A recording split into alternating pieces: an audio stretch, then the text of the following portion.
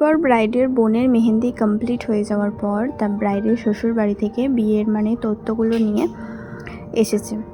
আর যেহেতু আমার টাইম দেওয়া ছিল 3টে থেকে, সেই টাইম অনুযায়ী ব্রাইড কিন্তু বসেনি। তার কারণে কিন্তু আমার অনেকটা পরিমাণে লেট হয়ে গেছে।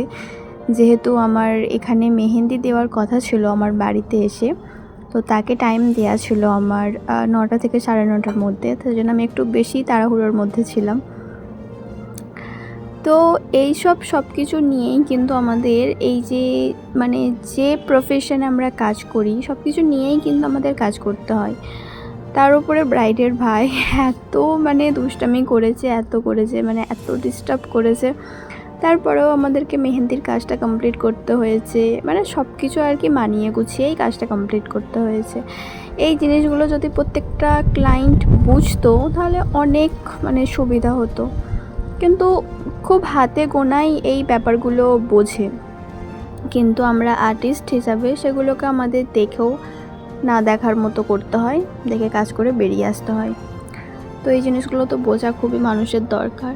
তো যাই হোক, আমার এখানে ব্রাইডও খুব মিষ্টি ছিল এবং খুবই শান্তশিষ্টভাবে বসেছিল, যার ফলে কি আমি কাজটা আরও তাড়াতাড়ি করতে পেরেছি। এবং ব্রাইডের বোনটা একটু অশান্ত ছিল, তো সবাই তো সমান হয় না, সব কিছু মানিয়ে গুছিয়েই করতে হয়। তো ব্রাইডের বোনও খুব মিষ্টি ছিল, আমার ব্রাইডও খুব মিষ্টি ছিল, খুব ভালো, ওদের ব্যবহারও খুব ভালো, কথাবার্তাও খুব ভালো। তো আমি আমার কাজটা কমপ্লিট হয়ে যাওয়ার পর তারপরে আমি আমার টাইম মতো বাড়িতে চলেও এসেছিলাম, এবং আমার যে মেহেন্দিগুলো নেওয়ার কথা ছিল একজনের, সে কিন্তু টাইম মতো মেহেন্দিগুলো কিন্তু পেয়ে গেছে।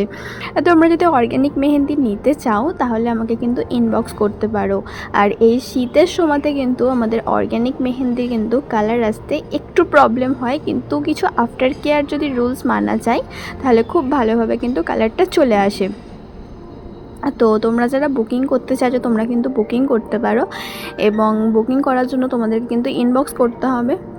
আর এই ডিজাইনটা একটু গ্যাপ ছিল, যেহেতু এখানে ব্রাইড আর গ্রুমের নাম হতো, যেহেতু একটা ওই ধাগা পড়েছিল, তার কারণে বললো কি একটু শুকিয়ে যাক, তারপরে আমাকে নামটা তুমি লিখে দেবে। তারপরে নামটা লিখে দেওয়া হয়েছিল। তো তারপরে এই যে ডিজাইনগুলো ফ্রন্টকে পিকচারে যেরকম দেখিয়েছিল, তো একটু আমি চেঞ্জ করে দিয়েছি। চেঞ্জটা আমি জিজ্ঞাসা করেই দিয়েছি, কারণ অ্যাজ ইট ইজ যদি ডিজাইনটা আমি করতে যাই তাহলে আমার অনেকটা পরিমাণে লেট হয়ে যেত, কারণ ব্রাইড আমার অনেক লেট করে দিয়েছে। ব্রাইড যদি ওই টাইম অনুযায়ী যদি বসতো তাহলে ভালোভাবে মেহেন্দির কাজটা আমি কমপ্লিট করতে পারতাম। কাজটা ভালোই হয়েছে, কিন্তু আরও ভালোভাবে করা যেত, কারণ অনেকটা মেহেন্দি তো অনেকটা ধৈর্যর কাজ, তাই না? তার জন্য আগে থেকে সব ব্রাইডদেরই বলা থাকে সময় নিয়ে বসতে।